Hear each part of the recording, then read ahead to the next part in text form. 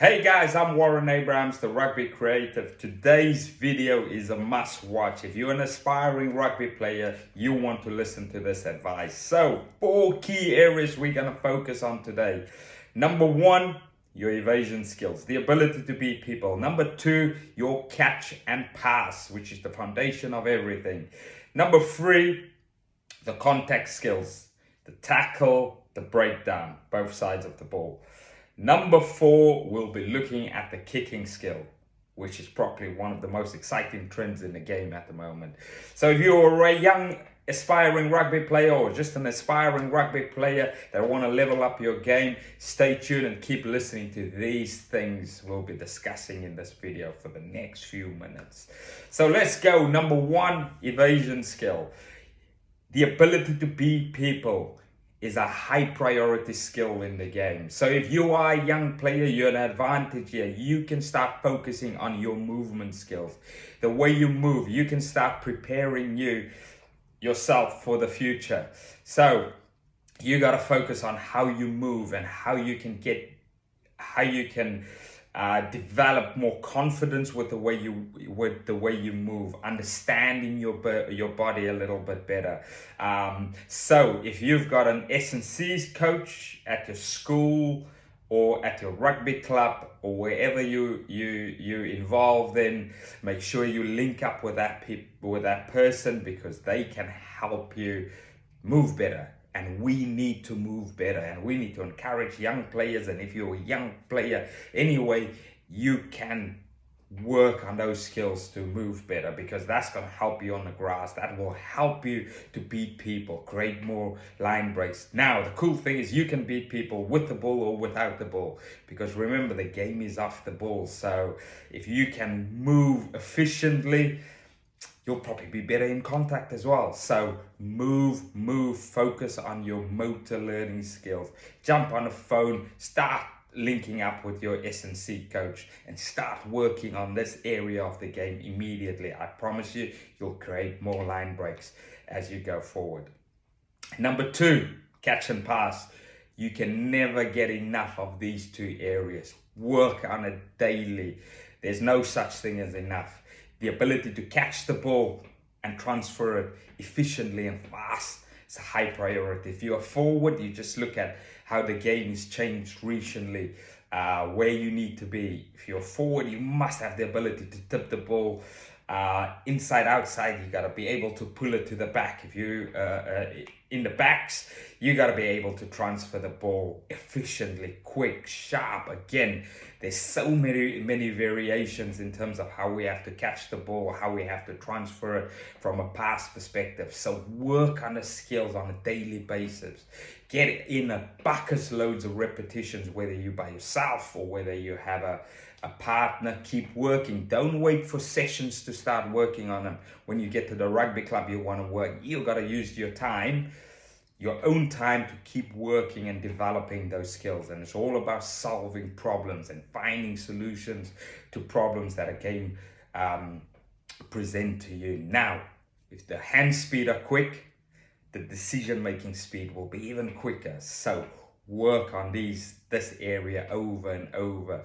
Get a ball in your hand. Get all those fingers involved in those balls just by playing around with it by yourself. Your contact skills. Tackling. Now, tackling is all about attitude. However, we go down the list. You move well, your tackling will go up. So think about those movement skills. It will definitely help you with the way you make your tackles. Now, obviously, you can work on these skills. If you haven't got a partner, there's probably bucket loads of tackle bags, shields at your school. You can work on how you move into contact, how you make those tackles, wrapping your arms around, making shoulder contact, invading the space. You can have loads of little challenges for yourself where you can work on that skill over and over. Get the partner, even get a big guy, get a little guy, work out how you can tackle. If they're good at handoff, if you got your teammate in your team is really good at a handoff, bring him involved in your tackling so he can hand off, so you can find a solution to that problem. So you must work on this area. Then on top of that is the breakdown. So think about the game. If you don't support the space, you've got to jump into the breakdown. So again, we move well, the efficiency to clear out becomes even better. So again, same as the tackle, you can work on loads of variety of different skills that you can incorporate in your training, whether it's clearing low to high, clearing pads away. Same on the other side, you can work on your jackling, grab your partners, get them involved in your own individual little skills.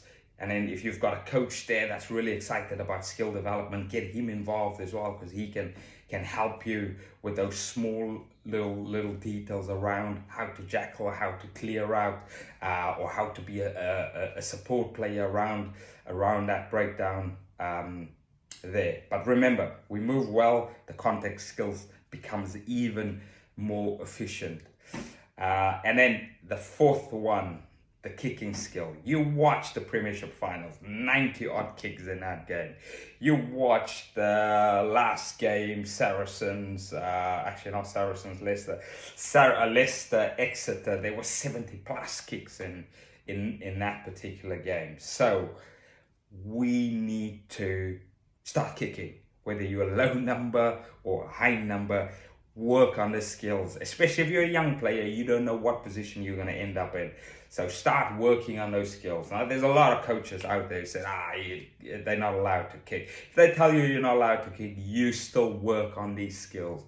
Keep plugging away every single day. Drop it on your foot, kick it to yourself, kick it to your partner, kick it against the wall. There's loads of different ways that you can explore, but we must start working on those skills, because really right, like I said right at the top, if you're an aspiring player that want to push on for higher honors, you got to be really good at these four areas. People look at how we move, they look at our catch pass efficiency, they look at our contact skills, attitude around it, and skill efficiency of how we execute those particular skills, the tackle, the clear out, the jackal, etc., and your kicking skills. Now, if you are in a position where it's a very high priority, you obviously, it's like if you're 9, 10, 15, most of the backs these days need to be able to kick. But the cool thing is low numbers. You look at Matera, Argentinian back rower, who put the kick in the finals for Crusaders, and the winger scores in the corner. We had some cool 50-20 with the prop from Zebra last weekend's games. You just watched Jamie George, even before kicking become a trend, at the Lions series in Australia. So low numbers can kick, so we must develop those, so you always have it in the back pocket if it's not a priority position you play. But multi-skill players solve problems in the long run. So there you've got this 4 areas you need to incorporate in your daily routine from a skill development perspective. Now, skills have utility, and those skills will allow you to do things on the grass that people sometimes don't expect you to do.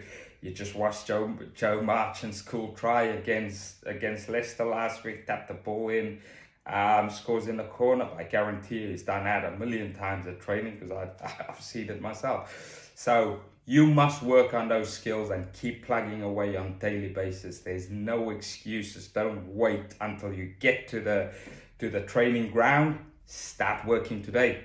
Add it to your game. It will level up your performance in the long run. If you need any skill ideas, check out my page on Rugby Creative on Instagram. There's loads of ideas to help aspiring players and coaches out there to improve their game. Until we meet again.